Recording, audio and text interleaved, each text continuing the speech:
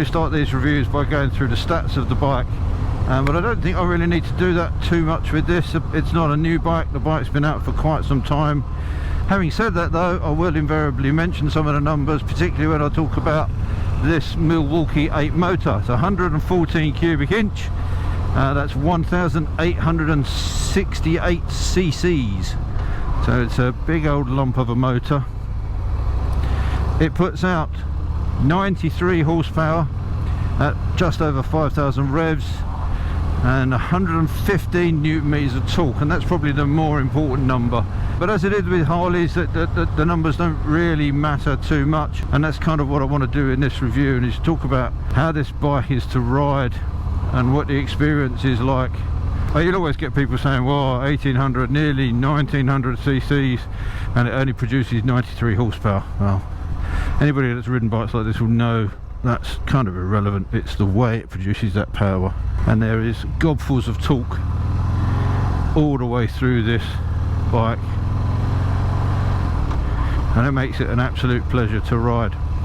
That motor is mated to a 6-speed gearbox. We've got forward controls on this bike, and as ever you get that really positive Harley-Davidson gear change.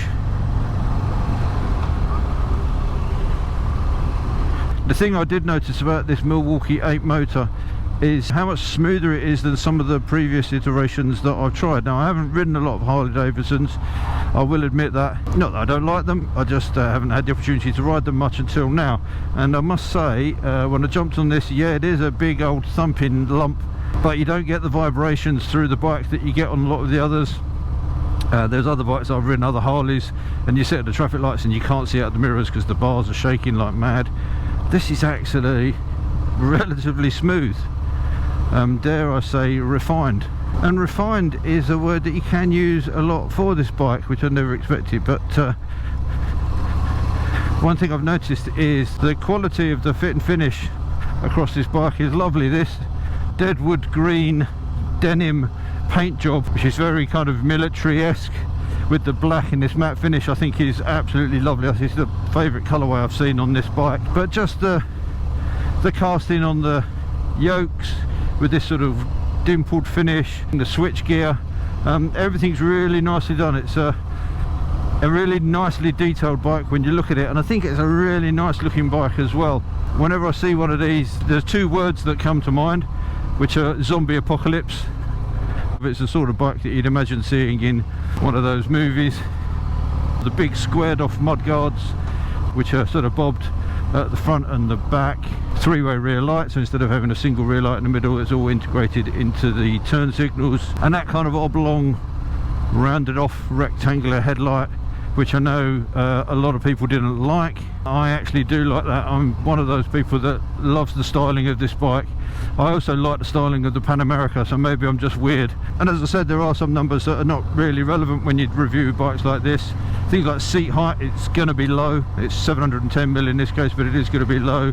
And things like weight, it's going to be heavy. One of the appeals of the looks of this bike is that huge front tyre.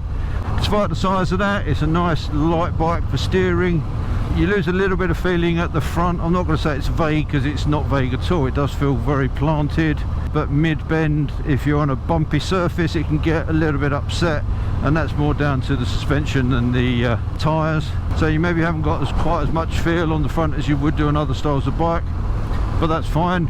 You know that front end is not going to come off the ground, and it still feels very solid and planted in corners. And because of the forward foot controls, you can get a decent amount of lean on as well. So far I've not scraped the pegs in normal riding. I've been riding as normally as I would, and as spirited as I would do on a bike like this, and I've had no issues with grinding out those pegs. The riding position is super comfortable. I'm 5'10" with a 32-inch inside leg, and the position is absolutely perfect for me. The bars are a nice length, a little bit of a reach, which is good. That's what you want. The foot pegs are in a good position. This seat is lovely, really broad, nice and comfortable, with a little kick up at the back. And as it's designed to do, you can sit on this all day long and ride in absolute comfort and get off feeling refreshed.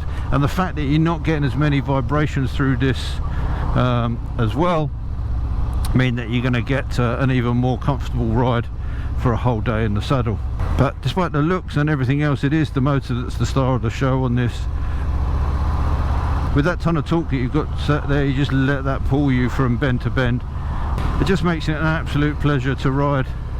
You can just roll it from corner to corner, a little bit of a twist, and let that power just pull you through. I love it. I get it. I really do get it. I understand why people like them. And actually, I think I said that about the Sport Glide, but if I was looking for a Harley cruiser, this is definitely the one I would have in my garage, in this colourway too. This fit and finish does come at a price though. The standard list price for this bike is $16,995.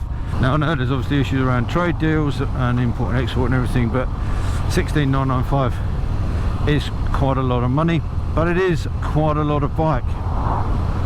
And as I say, I've been really impressed with the quality of the finishing. Everything feels, as you'd expect on Harley, chunky and dependable. But yeah, as a bike for out cruising around enjoying yourself, it's been really good fun to ride. I've really enjoyed it. I love the look of it. I like the experience of riding it. Yeah, there are quicker bikes, there are better handling bikes, but the entire package of the way this looks and the way it sounds and that grunt of power, it's just great fun, really good fun. I know there's a lot of ribbing and a lot of teasing that goes on, and most of it's light-hearted. There are a few kind of brand fascists that get really upset and really defensive of their own brands on both sides, but I think most of the time as motorcyclists we just enjoy riding anything that's on two wheels. It's actually a quicker bike than maybe you would first imagine, because everything happens at low revs.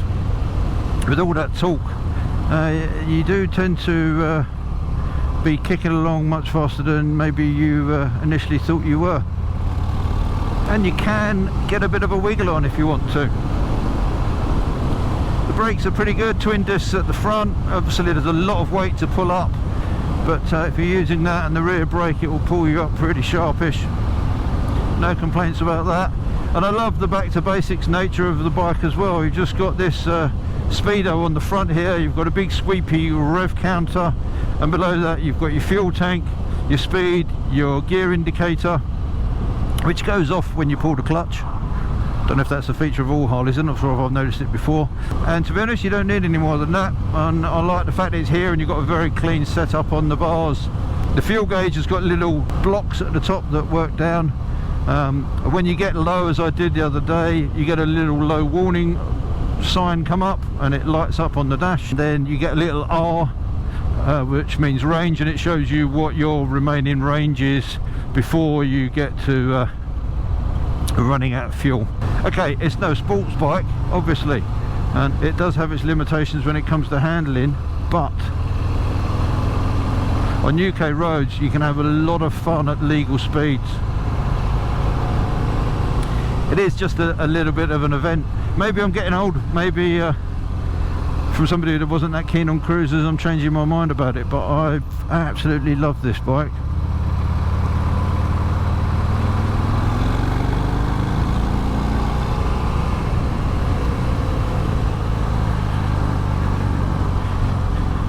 And the only time really that you notice that suspension's maybe not as sophisticated as some others, although these are upside down forks on the front, is on bends when you've got an unsettled road surface. Then you can get it bouncing around a little bit, but as I say, you're not really going to be pushing this bike really hard. That's not the point. The ride quality generally is pretty good. The upside down forks on the front do a good job, the monoshock at the rear, and you've got a little preload adjuster on the side. For the majority of roads it's a very compliant, very comfortable ride.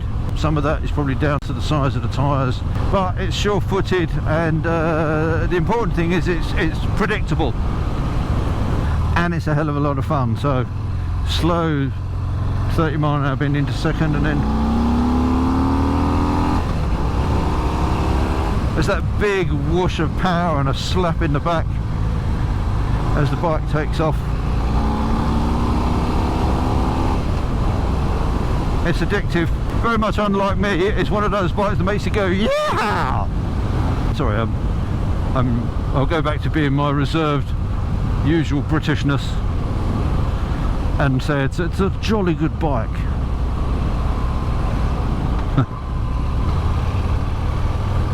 But in all seriousness, it's great if you want a bike that's going to turn heads. But if you want to go out cruise, you can cover loads of miles on this in comfort and enjoy yourself while you're doing it. Then the Fat Bob is a great machine. Maybe this bike is tugging at my heartstrings, but no, for sure, if money was no object, then I would definitely have one of these in my garage. It makes you feel good. I get it, I understand it, I see why people like it. I'm not into the whole kind of Harley lifestyle stuff with all the Harley branded clothing and stuff. Nothing against anybody that does that, of course. That's not me. But in terms of a bike to enjoy riding and to enjoy owning, then yeah, I get it. There's a couple of design cues that I'm not that keen on. Most of the bike actually I really like. The exhaust, I think, jars a little bit. I don't think it's a particularly bad looking exhaust. It's probably a bit bigger than most people would want. It's still got a nice deep growl to it. You've got a nice throaty noise. It's not obnoxious. But the bit that I'm not that keen on are the fact that the end cans are silver. So you've got a nice sort of bronzy gold cover over the headers, and then that runs into a sort of shiny crinkled silver silencer, which is pretty much the only bit of silver on the bike apart from things like the brake levers and nuts and bolts. So it kind of draws attention to it, and I think if the end cans were black, they would blend into the bike so much better. So if I owned this, the only changes I would make would be to put a black end can on it, or two black end cans, and probably these mirrors I'd drop down to underslung mirrors, because I can't really see very much out of these. They sit inboard quite a long way. For me, probably the best looking cruiser in their range.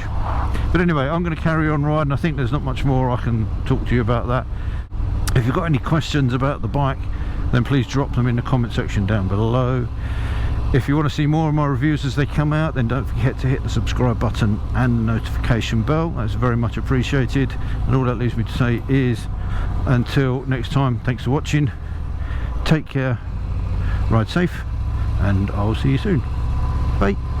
Oh, Dad. Sorry, couldn't resist it.